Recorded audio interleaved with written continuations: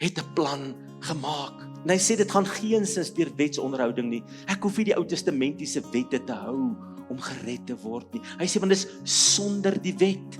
Al het mense hoe probeer, hulle tekort geskiet, maar God se geregtigheid kom. 'n Geregtigheid wat hy vir mense gaan gee, 'n vryspraak. Hy gaan mense onskuldig verklaar. Hy gaan sê daar's tussen my en jou niks nie. Niks wat skeiding maak nie.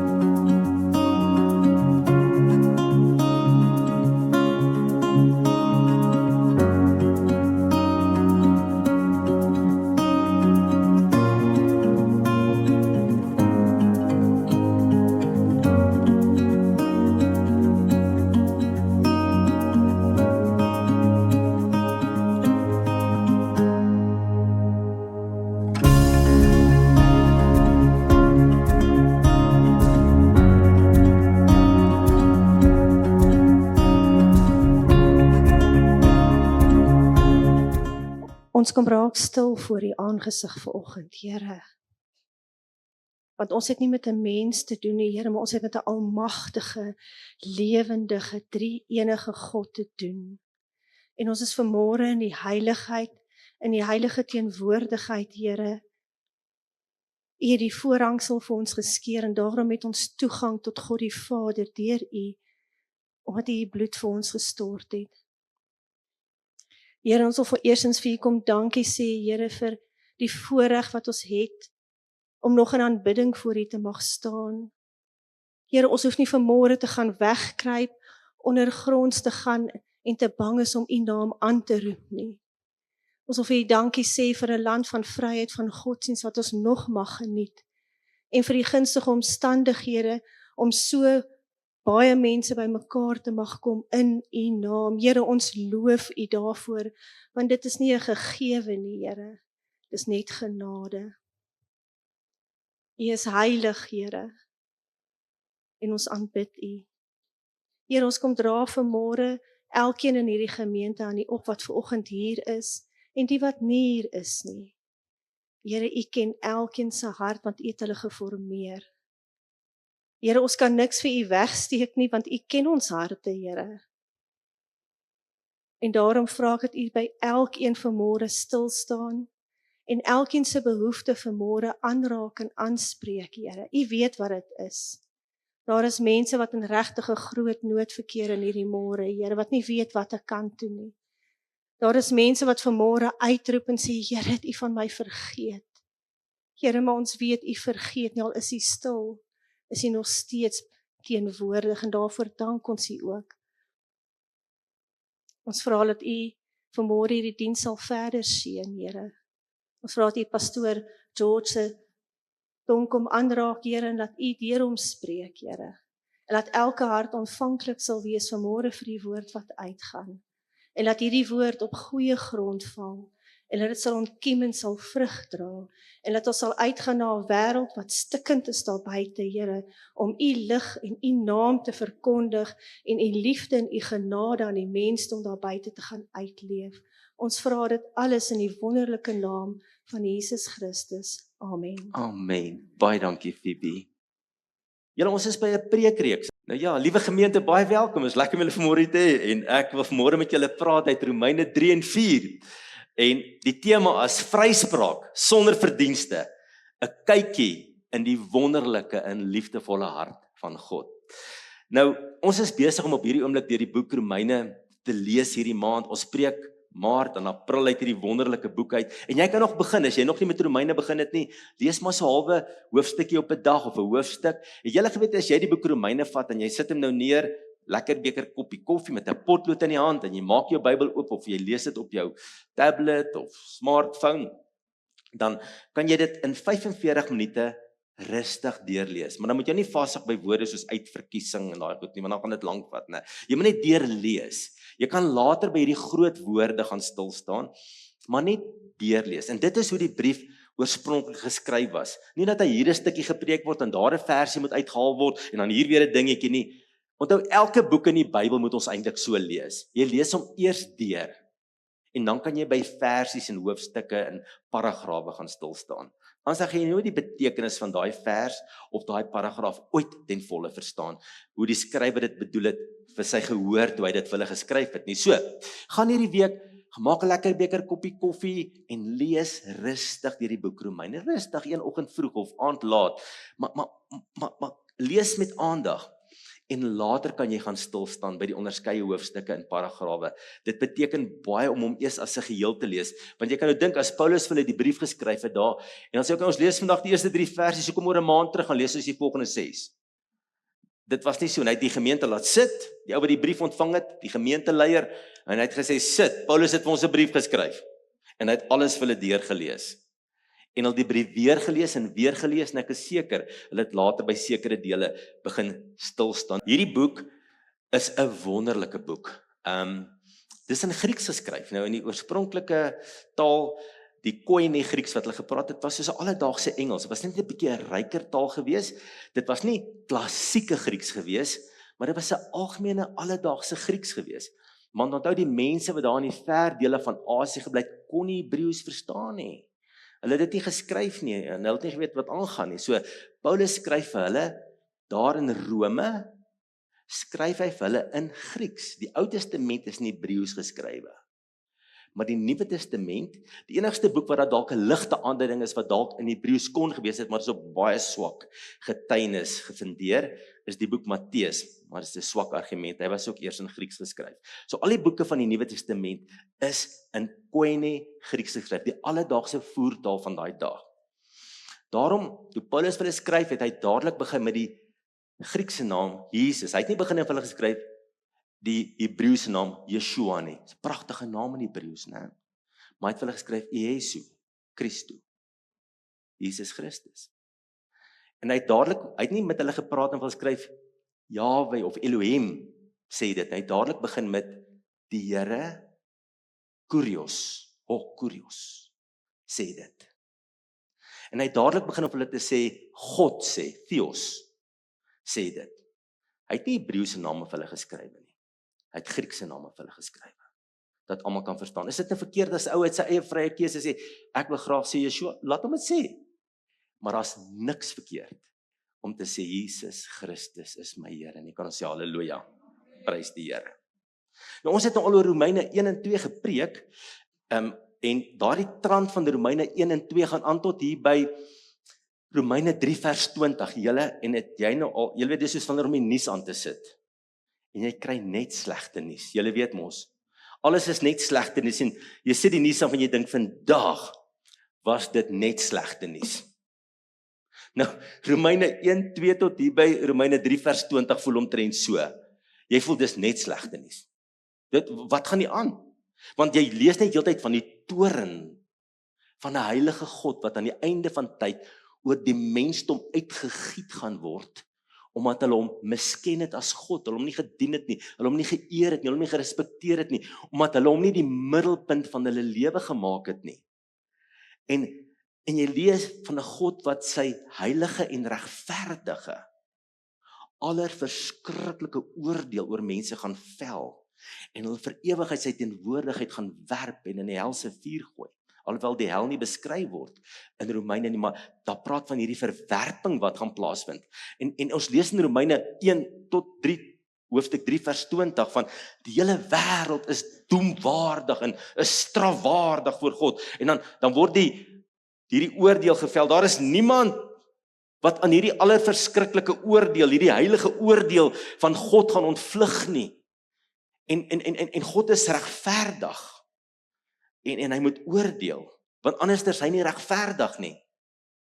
En dan sien ons dat God hom geopenbaar het, hier van hoofstuk 1 tot hoofstuk 3 op 'n paar maniere, en om dit maklik te maak is die 3 C's, deur creation, deur conscience, jou gewete, en deur commandment. Ons lees dit na die 3, dis die 3 C's, hoe God hom geopenbaar het, aan die mensdom deur al die eeue, en daarom sal niemand sal homself voor God kan verontskuldig, en sê, ek het nie geweet nie, want die skepping wys dat God is, dat hy ewig is, en dat hy goddelik is, en dat hy vereer moet word, hy moet gesoek word, hy moet aanbid word, en mense moet alles doen om hom te soek, maar die Bybel sê, mense het dit nie gedoen nie. En dan lees ons ook dat God het 'n gewete in elke mens ingeskape, En sy goddelike beginsels is in ons harte opgeteken. Dit maak nie saak wie jy is nie. Elke mens het op sy harttafel hierdie goddelike gewete ingeskryf. En daarom sê hierdie hoofstukke vir ons, mense weet wanneer hulle verkeerd. Niemand hoef hulle te sê hulle is verkeerd nie, hulle weet. Hulle weet. Diep in jou binnekant mens weet jy, ek is besig om te oortree teen 'n heilige God. Al gee jy wat 'n name en probeer jy dit hoe hanteer, daarom sal niemand sonder verontskuldiging wees nie. En dan het die Jode in die Ou Testament die wet ontvang deur Moses, die heilige wet, deur God se vinger self geskryf, die 10 gebooie en daarby het nog later seremoniële wette gekom en godsdienstige wette en reinheidswette en ordelike wette van hoe die land moet bestuur word en al hierdie wette. En dan sê Paulus vir die ouens, hy sê ouens, julle wat die wet gehaat het, julle het nie eens gedoen nie. So almal wat die skepping openbaring van God gekry het, wat die gewete openbaring van God gekry het, of die duidelike wet openbaring van die Ou Testament gekry het, niemand is sonder skuld nie. So die wet van die Ou Testament is oortree deur die Jode. Daar's niemand ooit wat die wet in volle gehou het nie. Niemand nie. Niemand kon nie. En dan sê Romeine 3 vers 23, maak hy hierdie gevolgtrekking. Julle, ek weet, dis slegte nuus, byt vas, ek moet hier deur. Almal het gesondig. Ek weet ek lyk baie oulik hier voor vanmôre. Kom aan julle, botter kan nie my mond smelt nie. Is dit nie so nie?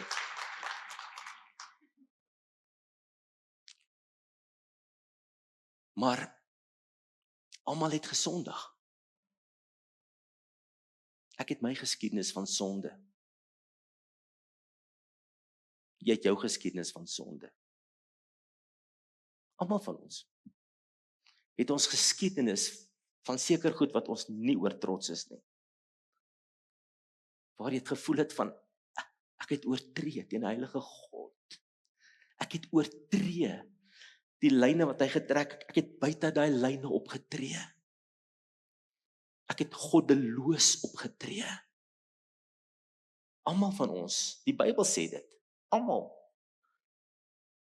Die ou wat die heiligste lyk onder ons vanmôre, het ergens gesondig. En sonde beteken, die woordjie beteken om die doel van God te mis, om mis te skiet met 'n pyl en boog. Jy skiet weg, jy's weg van God se doel en plan met jou lewe. Jy het jou eie rigting ingegaan. En dan sê Romeine 3 vers 10, daar is niemand regverdig nie. Selfs nie een nie. Niemand nie. Van al die mense wat ooit geleef het, was daar nog nooit 'n regverdige mens nie. En Romeine 3 vers 19 sê dan so duidelik, en die hele wêreld is voor God doemwaardig of strafwaardig. Nou as die brief hier moes stop julle, dit sou al verskriklik gewees het. Maar weet julle, ek en jy moet op hierdie punt kom. Anders kan ons nooit regtig tot bekering kom nie. As ek en jy nie op hierdie punt kom en besef, ek is 'n mens wat onder God se oordeel is en ek is vir ewig verlore nie. Dan sal ek nie die nodigheid daarvan insien om my te bekeer tot 'n heilige God nie. En ek staan onder sy oordeel en sy toorn kom aan die einde van die tyd en dit gaan met geweld oor my uitgegiet word omdat ek sy heiligheid aangetas het. En ek, die ergste van alles, het dit ten volle verdien. Ek het dit verdien. Ek verdien dit om deur hom weggewerk te word. En die ergste is, alle mense is in hierdie toestand, nie net ek en jy nie, alle mense is in hierdie toestand. En niemand is nog so ooit deur God beïndruk dat God gesê het, "Jo, maar jy's 'n oulike ou. Ek sien jy het so mooi geleef en jy was 'n baie besondere mens. Jy het jou lewe uitgegiet vir mense en jy was so oulike mens en ek dink jy verdien die hemel. Jy was so oulik dat jy die hemel verdien nie. Nog geen mens kon op hierdie manier God se guns of liefde verdien nie. Niemand nie. So ek en jy kort goeie nuus. Ons beste poging skiet te kort. Ons is in hierdie situasie, so ek en jy kort goeie nuus. En dit is Romeine 3 en 4 wat hierdie glorieryke nuus vir ons bring. Dis amper soos die eerste keer toe ek die Drakensberge daar by die kettingleer opgeklim het. Saam met ons stapgroep in die kerk. En ek het daar gaan staan na bo, daar by die amfitheater, en ek het so afgekyk. Dit het my asem weggeslaan om op bo te staan. Tannie Poppie was amper 80 jaar toe sy saam met ons daai ketting leer op. Onthou Tannie Poppie. Dit was ongelooflik gewees. En dis hoe hierdie hoofstukke vir my gevoel het, toe ek dit nou weer hierdie week lees. Dit het my gevoel, ek staan daarbo by Montexoos, en ek kyk so af. En ek sien die heerlikheid en die grootheid. Ek dink dis so ou voel wat die top van Everest bereik het, en oor alles kyk, en hy die Himalaya gebergte se hoogste piek bereik, die wêreld se hoogste piek. En hy kyk en hy sien, en hierdie stuk wys ons hoe verloor ons is, maar aan die ander kant wys dit vir ons hoe wonderlik ons hemelse Vader is, en hoe liefdevol hy is. En dan skielik hier by hoofstuk 3 vers 21 begin die trant te draai. Dan staan daar, maar nou is die geregtigheid, die vryspraak is 'n wisselwoord, of die vryskelding, of die onskuldig verklaring van God geopenbaar sonder die wet.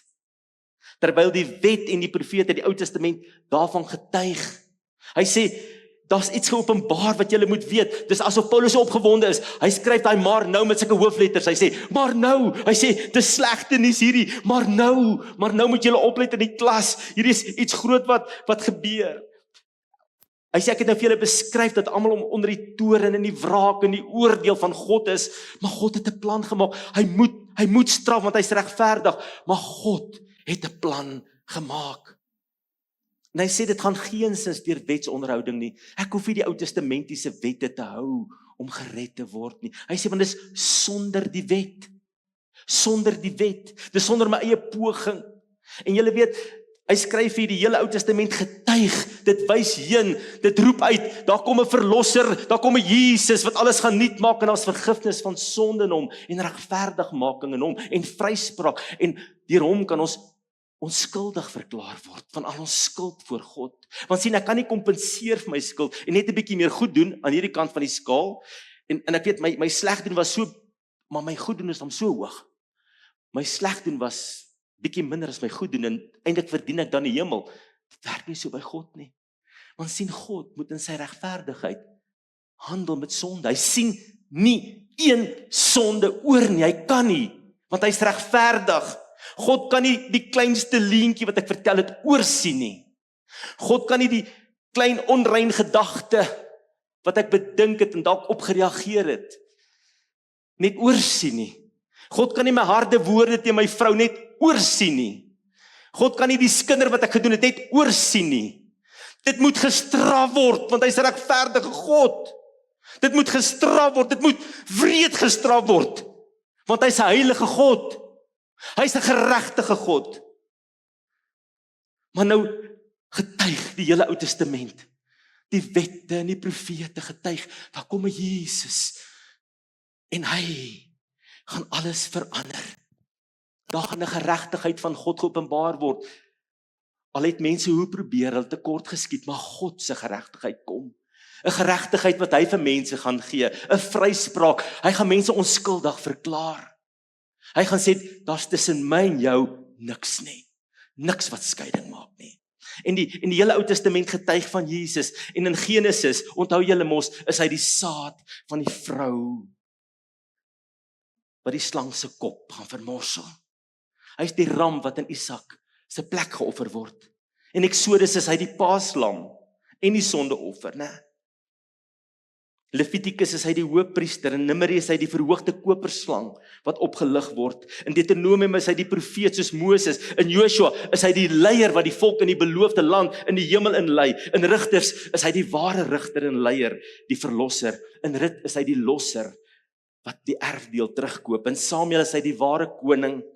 In 1 en 2 Konings en Kronieke is hy die koning van die konings, en in Esdra en Nehemia is hy die bouer van die tempel, en in Ester is hy die verlosser van sy volk, en in Job is hy die lewende verlosser waar Job uitroep, ek weet my verlosser lewe. En in Psalms is hy die gesalfde koning, die goeie herder. En in Spreuke is hy die wysheid van God, en Prediker is hy die doel van die lewe, die vreugde van die lewe. In Hooglied is hy die bruidegom wat die bruid liefhet. In Jesaja is hy Immanuel, God met ons, die lydende knegg. In Jeremia is hy die Here ons geregtigheid. In Klaagliedere is hy die man van smart, in Esegiel is hy die goeie herder, in Daniël is hy die seun van die mens, die 4de een in die 4 oond, en in Hosea is hy die hersteller, in Joël die gesalfde een, in Micha die komende koning, en in Sagaria die regverdige tak. Kan ons Jesus loof?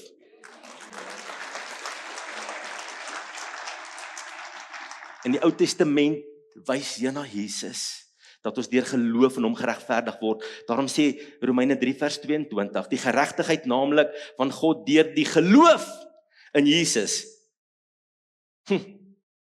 Christus vir almal en oor almal, want daar is geen onderskeid nie. Hy sê, is nie nou net meer vir die Jode en die ouens, is nou vir almal. En ek, wat 'n heiden is, moet deur Jesus Christus na die Vader toe gaan. En 'n Jood, al is hy biologiese afkoms van Abraham, is verlore soos enige ander ou in Indië wat 'n Boeddha beeld aanbid. Al werk God deur sy beloftes nog in hulle lewe, maar as hulle verlore soos enige ander ou verlore is, hulle biologiese afkoms red hulle geensins nie. Dis vir ewig verby. Hulle moet deur die hek gaan. Die weg, die waarheid en die lewe. 'n Jood word nie anderster gered as 'n Suid-Afrikaner en 'n Indiër en 'n Chinees nie. Daar is net een weg en sy naam is Jesus Christus. Kan nog amen sê? Jy weet, die Ou Testamente wette is wonderlike goed, Ou Testamentiese wette, maar dis soos 'n badkamerskaal. Jy het hom op 'n skaal en jy sê, okay. Jy weet, ek en badkamerskaals, vyande. Ek klim op hy ding nie. Dis 'n bose ding.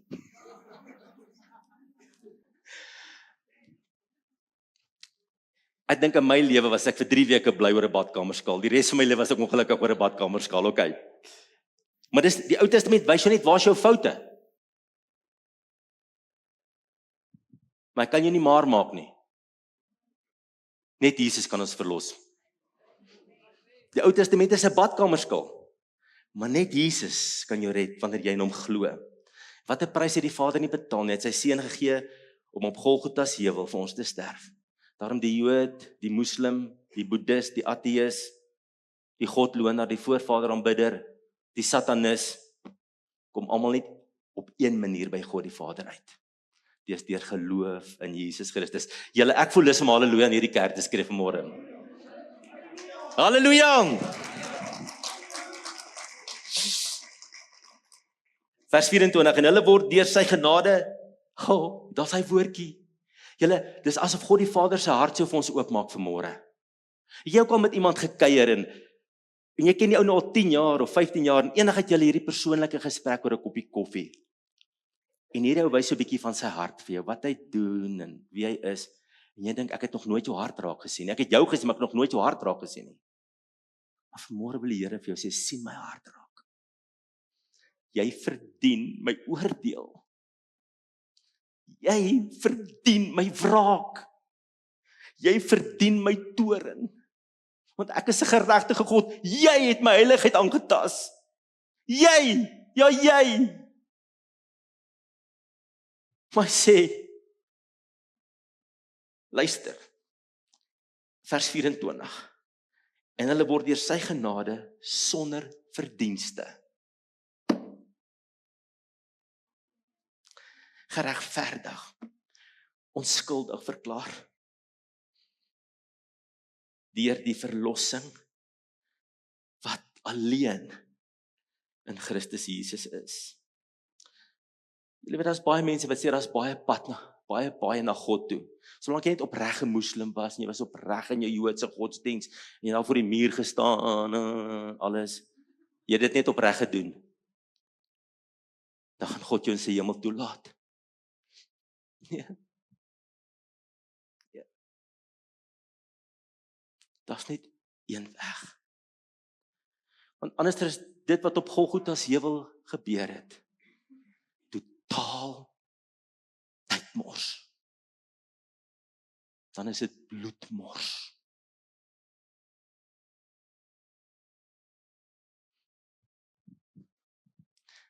Daar's net een ding wat sonde weg was. is die bloed van Jesus Christus. En hoe kom dit met my en jou gebeur? Ek weet nie. Al wat ek nie weet is, ons is begenadig. Ons is begenadig.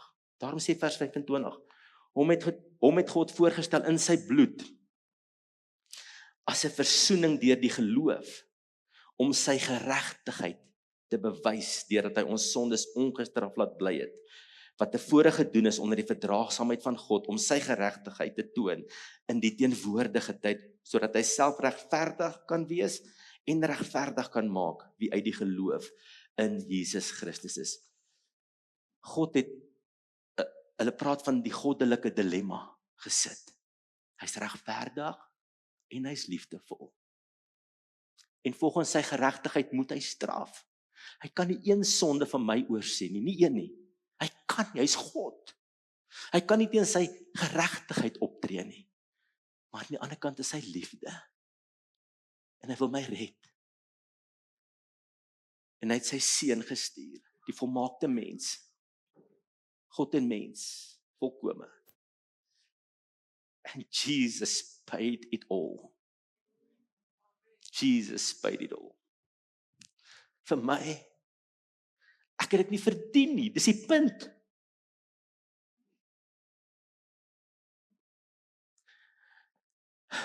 Verdien, dis hy wat dit verdien het. En ons word geregverdig, sê vers 27, waar is dan die roem? Dit is uitgesluit. Deur watter wet? Van die werke, wat het ek en jy gedoen om dit te verdien? Nee, maar deur die wet van die geloof. Jy sien, baie mense probeer goed wees en God beïndruk. Hulle het 'n prestasiegerigte redding. Ek en jy kan nie presteer om God se redding te verdien nie. Dis amper soos daai dingetjie wat jy in die yskas plak met die sterretjies. Jy weet mos as die kinders sê, jy die speelgoed optel, sterretjie. Jy die bad uit was, sterretjie. Jy die bed opmaak, sterretjie. As jy help stofsuig, 3 sterretjies. As jy pa se kar was, 5 sterre. Okay. En ons het hierdie sterretjies. En ons dink as ek net genoeg sterretjies bymekaar kan maak, dan gaan God my sy hemel toelaat. Daar's net een ster. Sy naam is Jesus. En geloof in hom maak dat ek vrygespreek en regverdig word en in 'n verhouding met hom staan. Wat is die resultaat van al hierdie goed wat ons nou oor praat? Nommer 1 is 'n verhouding. Julle sien, ons het nie 'n onpersoonlike godsdiens van ek hou sekere reëls en wette en regulasies en ek pas hierdie goed toe en ek loop heeldag my boekie om te kyk dat ander dit ook doen nie. Hierdie hele vryspraak wat ek ontvang het, die vergifnis in Christus, dat my sonde weggewas is en dat ek 'n kind van God kan wees nou, sonder skuld. Ek skuld God niks. Jesus het die skuld betaal. Halleluja. Nou word ek geroep na 'n verhouding met my hemelse Vader. Daarom godsdiens kan baie keer die vyand raak van verhouding. Want godsdiens is hierding, ek moet dit doen. En as ek my net genoeg regmerkies gee, dan voel ek so goed voor die Here. Ons gaan nou praat oor gehoorsaamheid in die plek daarvan. Maar in die eerste plek is dit ek is geroep tot 'n verhouding. Daarom wil die Here so graag in die oggend jou stem hoor as jy wakker word. Hy wil nie kyk hoe jy klomp reëls hou nie. Hy wil tyd met jou spandeer. Want hy het jou gered tot 'n verhouding. Vanmôre wat ons hier beleef is 'n verhouding. Jesus is in ons midde hier. Sy Heilige Gees is hierso. Alles is 'n verhouding.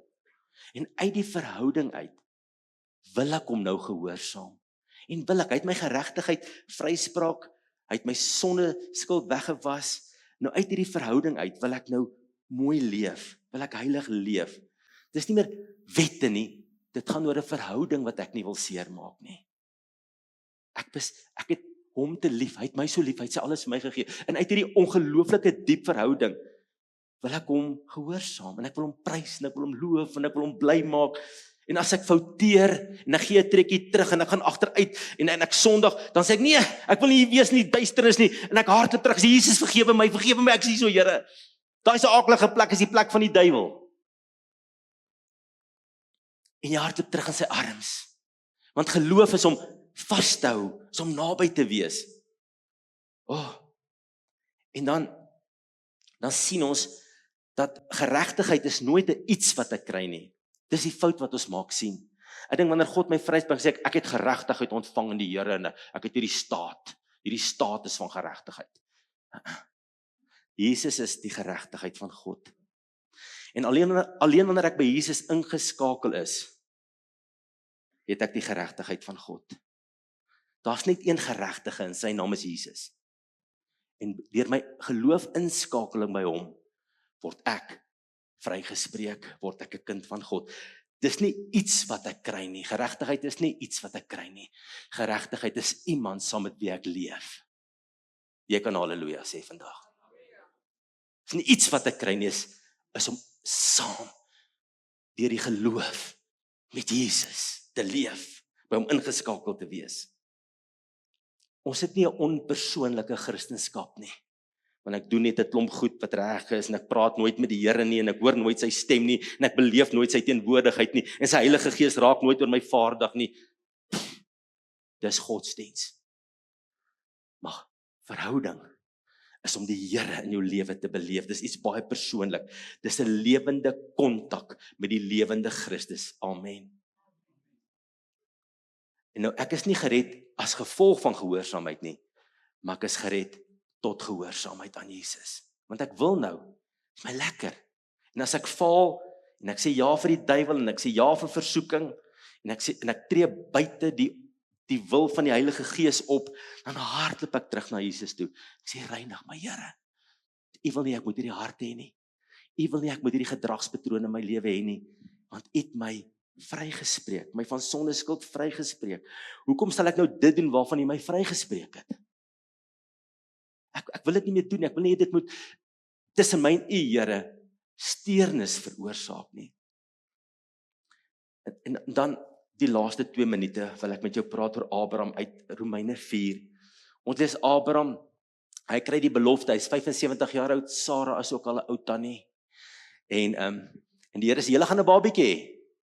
En hulle is vir hulle moeilik om hierdie ding te vat. En uiteindelik lees ons in Romeine 4 vers 17. Daar staan, die Here sê vir Abraham, ek het jou 'n vader van baie nasies gemaak, voor die aangesig van God en weggeglo het, wat die dode lewend maak en die dinge wat nie bestaan nie roep asof hulle bestaan.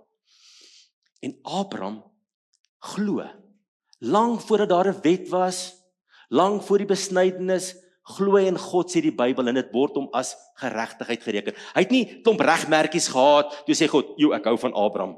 Ek dink ek moet Abraham kies. Abraham is die man, hy is die ou wat ek moet kies nie. Nee, die Bybel sê, God het na hom toe gekom, en Abraham het geglo, en dit is hom tot geregtigheid gereken. En hy glo die belofte van Isak, en hy glo dat God in sy lewe gaan werk, en God begin kragtig in sy lewe te werk.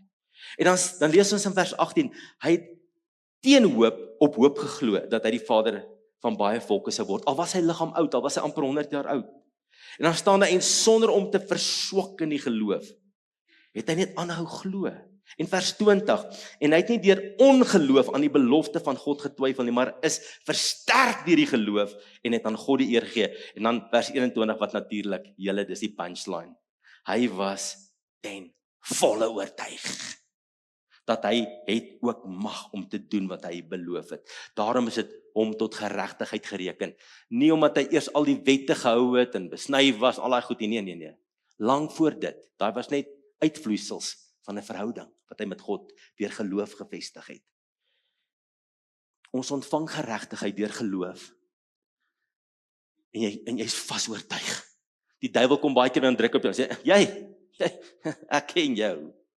Ek weet wie jy is, jy kan vir almal jok. Kan nie vir my jok nie, ek was daar. Ek het gesien wat jy gedoen het. En dan begin jy twyfel, is ek regtig die geregtigheid van God in Christus? Maar hierso staan, Abraham was ten volle oortuig. En ek en jy kan vandag ten volle oortuig wees van die volkome werk van Jesus Christus, die lam van God op die kruis van Golgotha. Kan ons halleluja sê? Halleluja! Alle eer kom hom toe.